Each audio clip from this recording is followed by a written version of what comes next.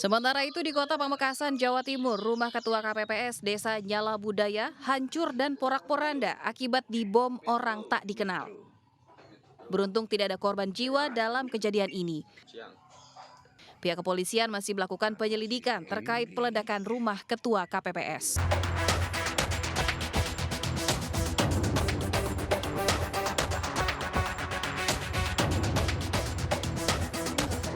Setelah 8 jam diperiksa oleh penyidik Subdit Jatanras di Treskrimum Polda Metro Jaya, artis Tamara Tiasmara dan ibunya keluar dari ruangan penyidik Senin malam. Tamara Tiasmara dan ibunya mengaku dicecar 9 pertanyaan oleh penyidik. Ia juga mengaku memberikan beberapa barang bukti tambahan namun tidak dijelaskan secara rinci apa saja barang bukti yang diserahkan kepada penyidik.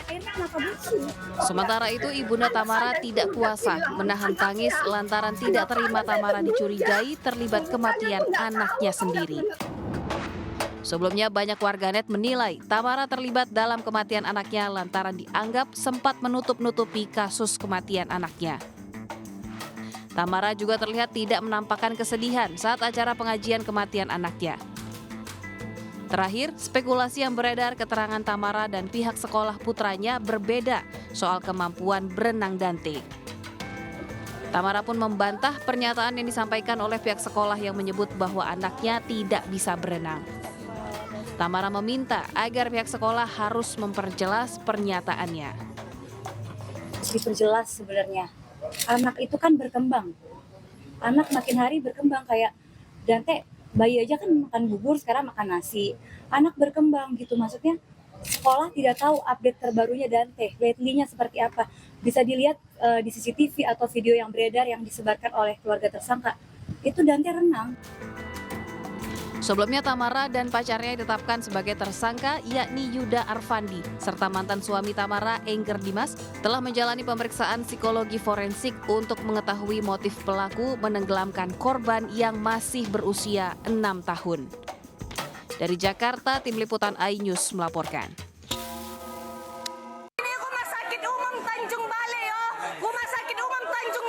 Ruang perawatan bayi Rumah Sakit Umum Kota Tanjung Balai, Sumatera Utara mendadak tegang.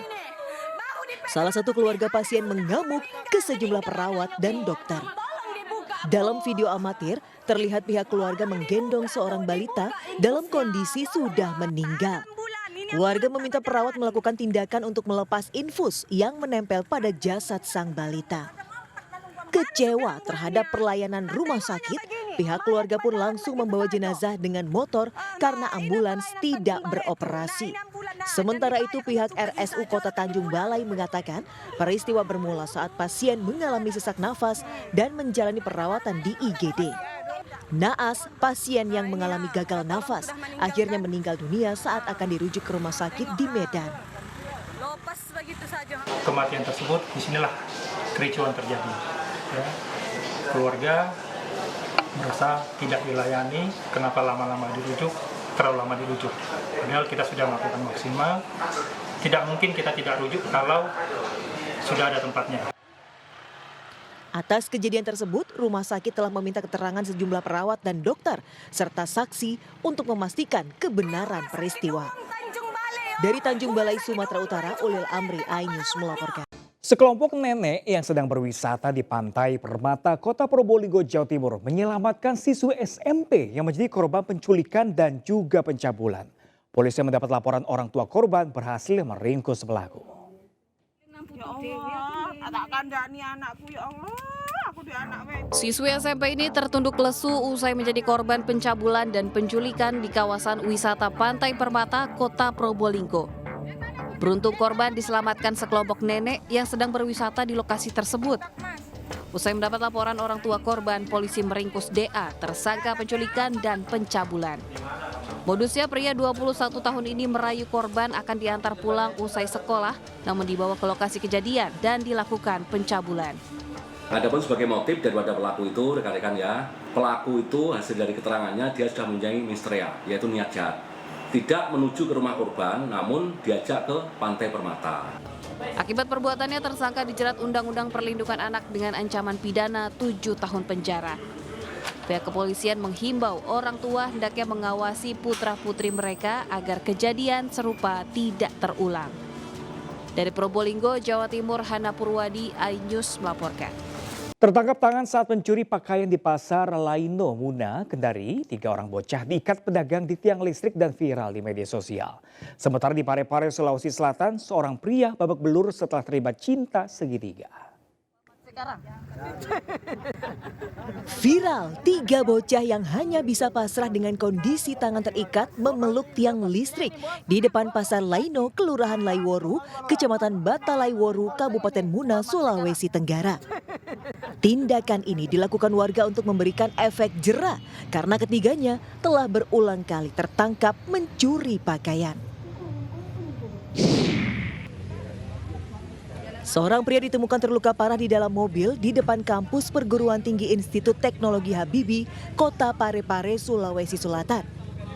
Sebelumnya korban dikabarkan terlibat cekcok dengan seorang pria lainnya yang diduga telah melakukan penganiayaan terhadap korban dengan menggunakan obeng. Diduga penganiayaan terjadi akibat masalah cinta segitiga.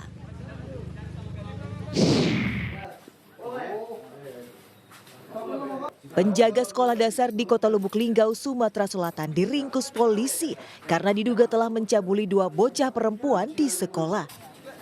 Dalam menjalankan aksinya, pelaku merayu korban dengan memberikan tontonan film kartun dari HP milik pelaku.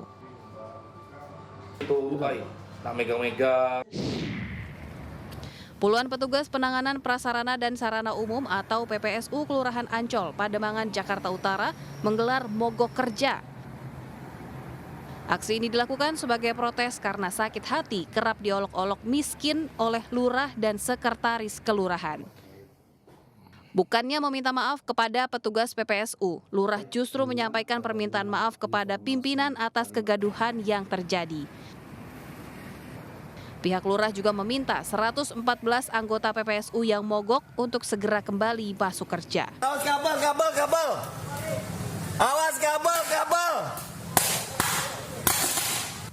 Melihat api yang terus membesar dan menimbulkan ledakan, para pengendara di Jalan Raya Condet, Kramat Jati, Jakarta Timur langsung berhenti. Mereka khawatir akan menjadi korban tersengat aliran listrik atau terkena percikan bunga api jika nekat melintas. Terlebih api telah menjalar ke tiang listrik dan nyaris membakar pohon yang berada di dekat tiang.